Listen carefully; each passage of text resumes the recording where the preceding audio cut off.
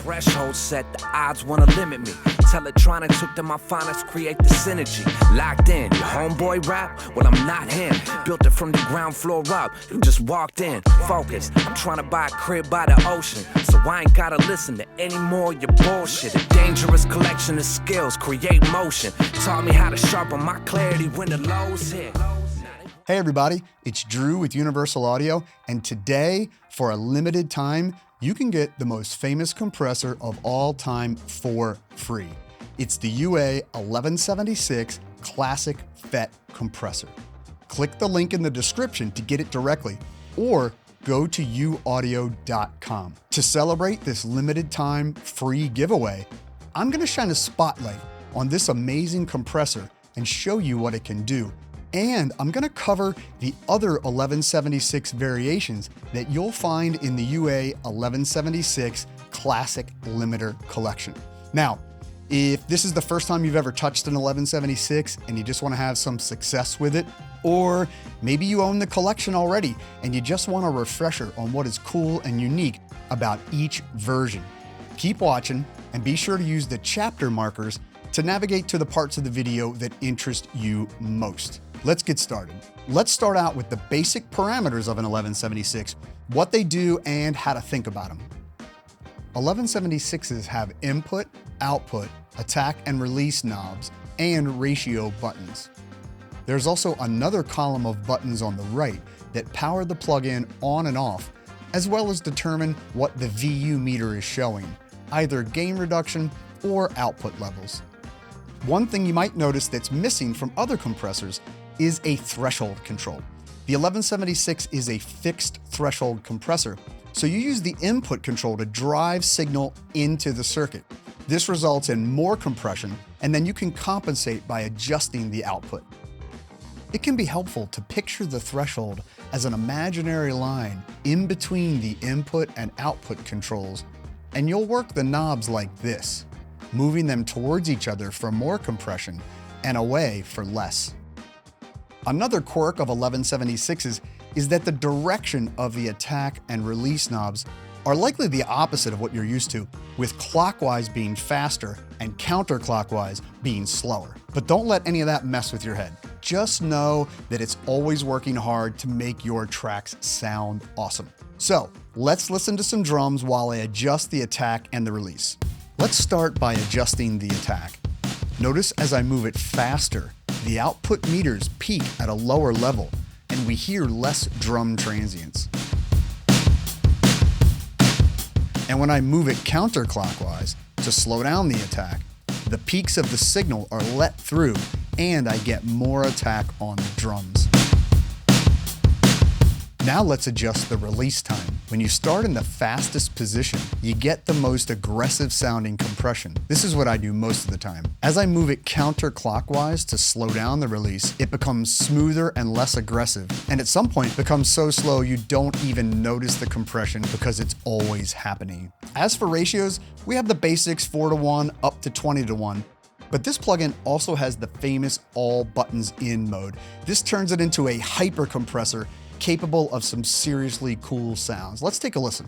For this example, I'm gonna toggle between two presets that I've stored, one with a 4:1 ratio and another with all buttons in.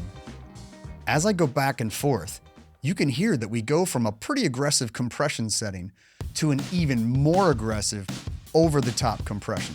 It doesn't always work for every situation, but sometimes it can be just perfect.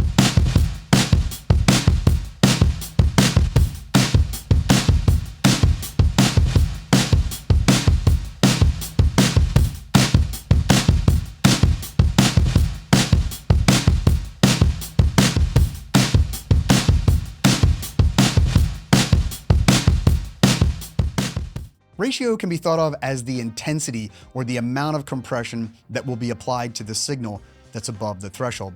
The first number is the input signal, and the second number is the output signal. So for example, at a ratio of 4:1, for every 4 dB of increase on the input, you'll just get 1 on the output.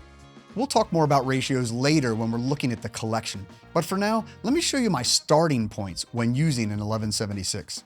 Starting from the factory default, I like to slow the attack down and speed up the release. The default 4:1 ratio is always a good starting point. Set these first and then raise the input control until you see the amount of gain reduction you want on the meter. Don't be afraid to push this hard. Then set the output control so that when you bypass, there's not a huge level jump up or down. It's much colder on the top floor, but things get complicated. They keep pounding on the locked door.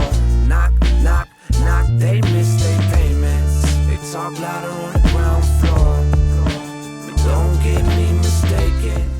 That's it. I can guarantee you everything you put this on will sound better instantly. And if you don't believe me, hey, let's take an extended listen to the A/B that you heard in the opening of the video.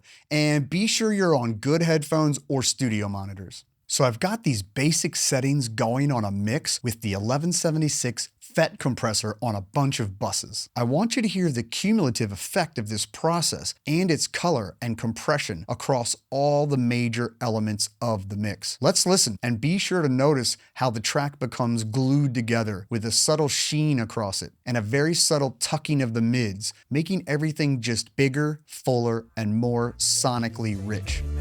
They talk louder on the ground floor, but don't get me mistaken.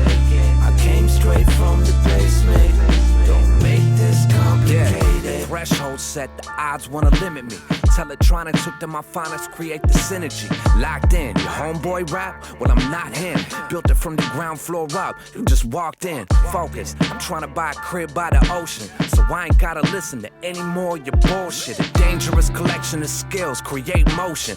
Taught me how to sharpen my clarity when the lows hit. Pretty cool, huh? It's amazing what just 5 instances of that plugin did to that mix. So the 1176 Classic FET Compressor sounds great, easy to use. I think you're gonna put it on pretty much all of your tracks. But what if you wanted to take things to the next level? When you upgrade to the UA 1176 Classic Limiter Collection, you get all 3 full-featured versions of the 1176. Let's take a closer look. Let's start off with the oldest and most colorful, the OG Rev A from 1968. This is an amazing compressor, saturator, and distortion box all in one.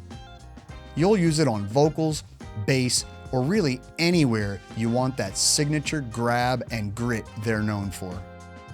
You also get the full Rev E that the free version is based on. This early 1970s version is cleaner than the Rev A and also has different compression curves and release behaviors. And finally, you get the 1176 AE, or Anniversary Edition. AE because we released this as a special hardware edition of the 1176 on UA's anniversary in 2008. But also because it's a mix of the Rev E and the Rev A. It has the program dependence characteristics of Rev A, but the sonics and compression curves of Rev E. It also has a slow mode, which adds a 10 millisecond attack option. This greatly expands the instances where you might want to use this plugin, since sometimes 1176's fast attack make it not the ideal choice for drums, for example, when you want to accentuate the transient or bring out the attack as opposed to grabbing. So this mode allows you to have all that goodness of an 1176 while still doing this. And it also has a special 2:1 ratio taken from its predecessor, the UA 176. This gives you the sound of an 1176, but with a more gentle compression curve. In addition to getting more versions, you get great features as well, like the headroom screw, which allows for easy global compression adjustments, clockwise for more and counterclockwise for less. A mix knob for easy parallel compression, a sidechain filter, which places a filter in the detection circuit, making the compressor less sensitive to low end and therefore less chances of pumping.